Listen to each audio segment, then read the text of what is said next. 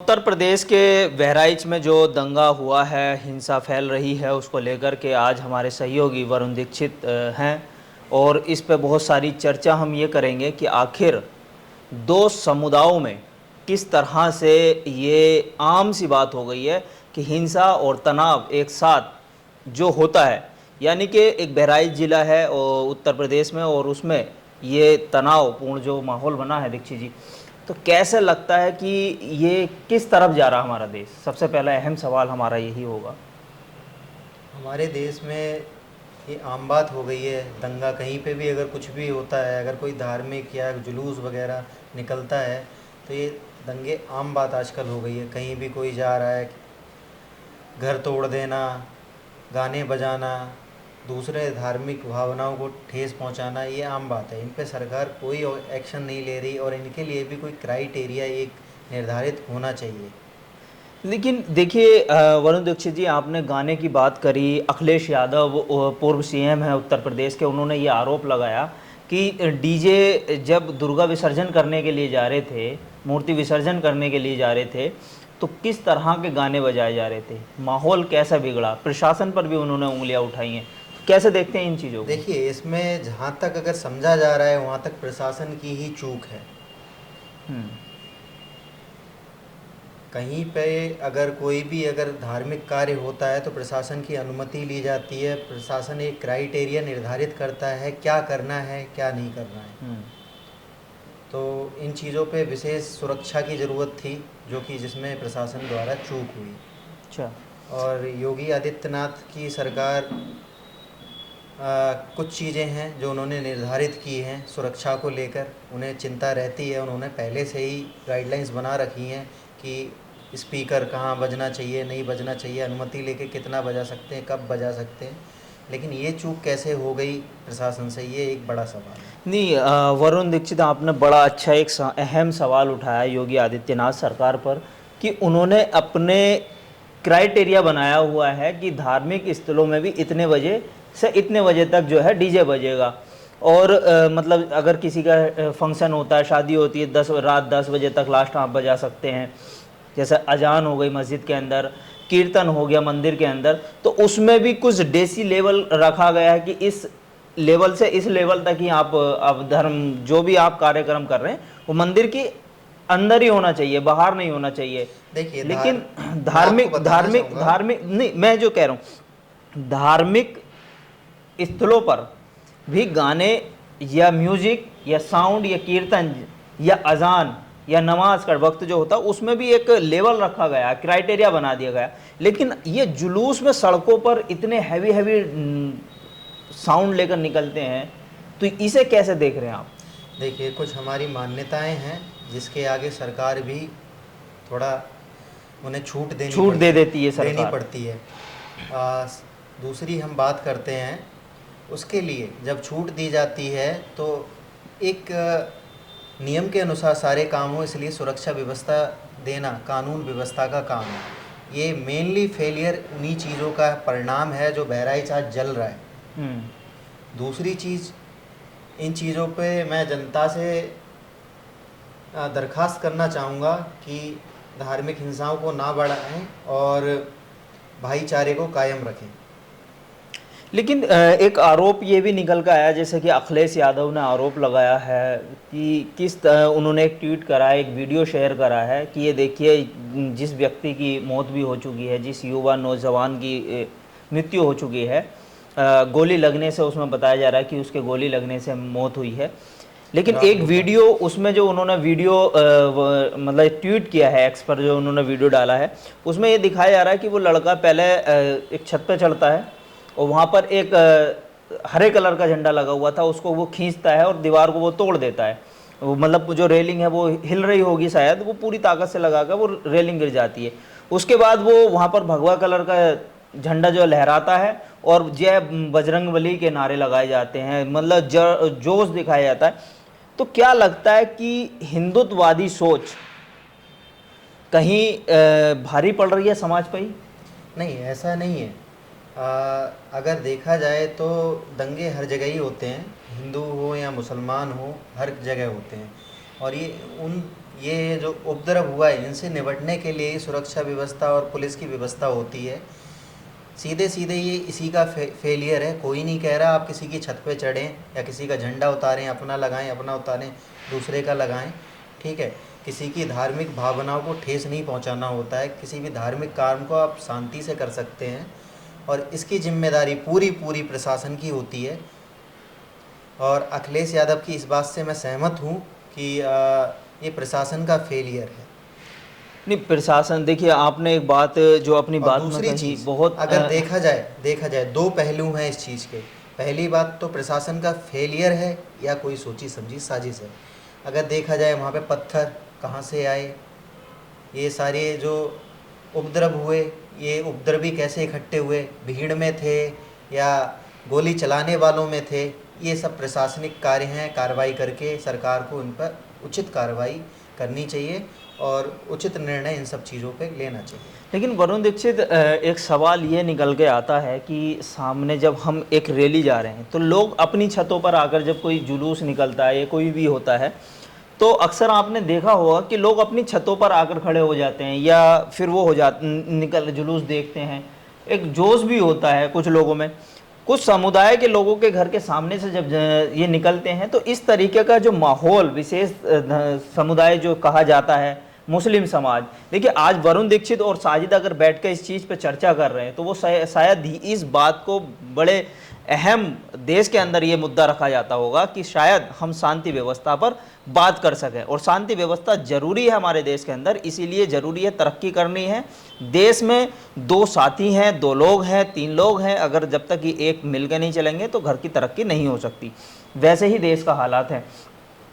आज दो भाइयों को आपस में झोंका जा रहा है। अभी पीछे AIMIM के एक नेता थे, उन्होंने बयान दिया था कि कभी इस देश के अंदर ही दलितों को छुआछूत से वो माना जाता था, अपमानित किया जाता था कि ये छुआछूत इनके साथ की जाती थी और ये दलित समाज के लोग हैं, ये इनको तो छूने लायक या अपने साथ बैठाने लायक, खाने लायक नहीं समझा जाता था।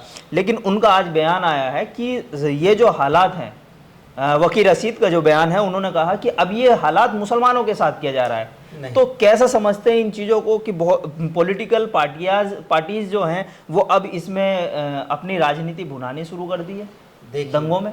देखिए, जिसको फ़ायदा होता है, जो प्रॉफिट चाहता है, वो अपनी राजनीति के थ्रू या किसी भी अपनी कार्य से वो अपनी राजनीति भुनाता है, अपनी राजनीति करता है। इसके लिए जनता को जागरूक होना चाहिए, जनता को समझना चाहिए कि क्या उनके लिए अच्छा है और क्या बुरा है। नहीं, क्या फिर समाजी जो ये क्या नाम है जुलूस निकलते हैं, तो क्या इनमें पुलिस प्रशासन को एक क्राइटेरिया बनाना चाहिए कि बस इतने लोग ही शामिल हो सकते हैं? बिल्कुल, अगर ऐसी जो अभी घटना हुई है, अगर ऐसी घटना होंगी तो उससे देश के लिए काफ़ी हानि होती है। तो उनके लिए एक क्राइटेरिया बनाना चाहिए, साथ ही उसको लगाना और लागू करवाना प्रशासन की पूर्ण जिम्मेदारी है। नहीं, देश में देखिए, आपको मैं बता दूं, शायद वहाँ पर जो है कई शोरूम जला दिए गए, लोगों के नुकसान किए जा रहे हैं, गाड़ियों में आग लगाई जा रही हैं। तो इस तरीके से एक इंडिविजुअल पर्सन का तो नुकसान होता ही है। देखिए, प्लस साजिद आपको बताना चाहूँगा, इन उपद्रवियों के खिलाफ सरकार से मैं उम्मीद करता हूँ कि ज़रूर कार्रवाई होगी और जल्दी ही योगी सरकार कुछ ना कुछ इस पर एक्शन लेगी। लेकिन वरुण, इसके मैं आपसे बड़ा तीखा और एक सवाल ये भी करना चाहता हूँ। अभी पीछे बहुत सारे लोगों में जो है हिंदू मुस्लिम की जो भावनाएं हैं वो बहुत तेज़ी से लोगों की जोश मार रही हैं। कैसा सोचते हैं इन्हें?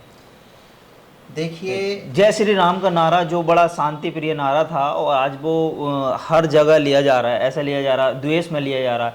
क्या श्री रामचंद्र जो हैं वो कभी उन्होंने अपने जीवन में, मुझे नहीं लगता कि उन्होंने अपने जीवन में कभी ऊंची आवाज में नारा लगाया हो या उनके समर्थकों ने लगाया हो, लेकिन आज भारत में ये कैसे देख रहे हैं आप, मतलब पिछले 10-12 साल से ये सब बातें बहुत बड़ी हैं। इनको हर आदमी को भारत में समझना पड़ेगा और अपने भाईचारे को बनाना पड़ेगा। लड़ाई दंगे से किसी भी चीज़ का सल्यूशन नहीं है। हमें याद रखना चाहिए कि हम वो काम करें जिससे दूसरे को परेशानी ना हो।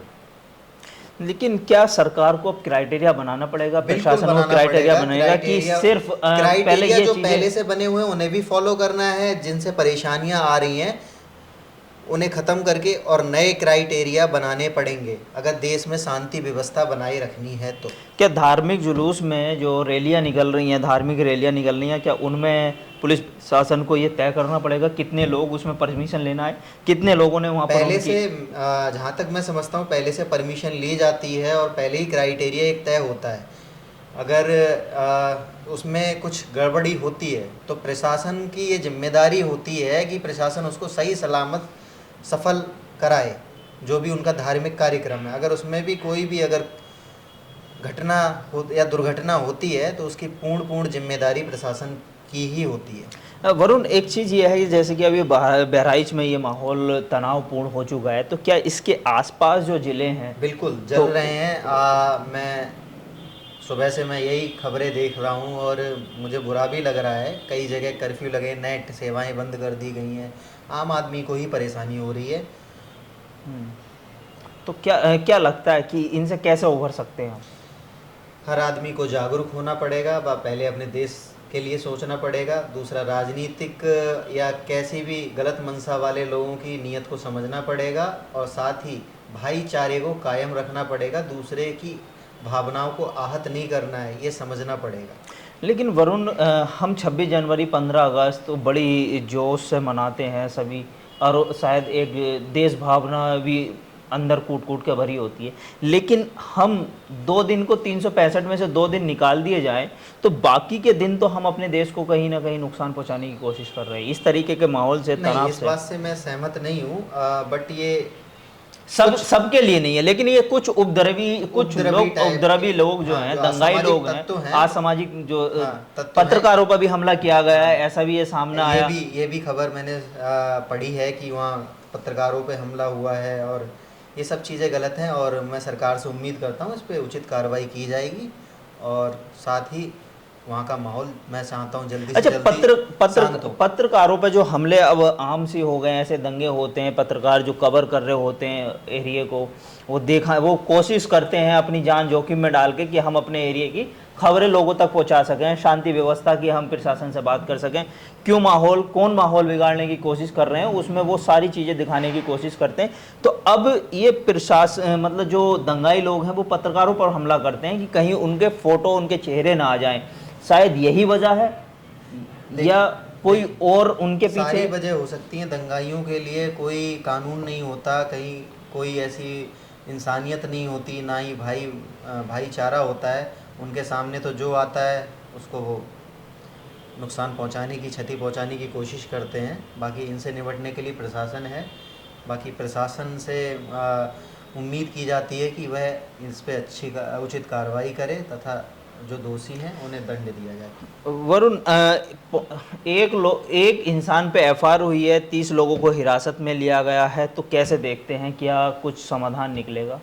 पुलिस प्रशासन के आला अधिकारी सड़कों पर उतरे हुए हैं, अपना मोर्चा संभाले हुए हैं। हालांकि देखा जाए, परसों ये रविवार को ये 4:30 बजे लगभग माहौल बिगड़ा था, लेकिन अब शांति व्यवस्था की भी खबरें वहाँ से आ रही हैं।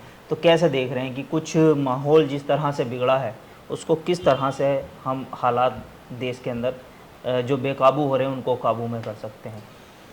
इसमें पुलिस प्रशासन सख्ती से उसमें कार्य करेगी तथा उसमें अभी धारा 144 लगी हुई है और प्रशासन के द्वारा वहाँ सख्ती बरती जा रही है। धीरे धीरे जनमानस को भी समझना पड़ेगा कि क्या करना है, क्या नहीं करना है। बाकी अफवाहें ना फैलाएं, आपस में मिलके भाईचारे से रहें और प्रशासन धीरे धीरे छूट देगा और सब कुछ पहले जैसा बहाल होगा। लास्ट और आखिरी सवाल आपसे, जब इस तरह का माहौल बनता है, पॉलिटिकल पार्टियों जितनी भी हैं भारत की, सबकी प्रतिक्रियाएं आती हैं और उन प्रतिक्रियाओं में कहीं ना कहीं वो शांति व्यवस्था की भी बात करते हैं और सरकार पर भी आरोप प्रत्यारोप का दौर शुरू हो जाता है।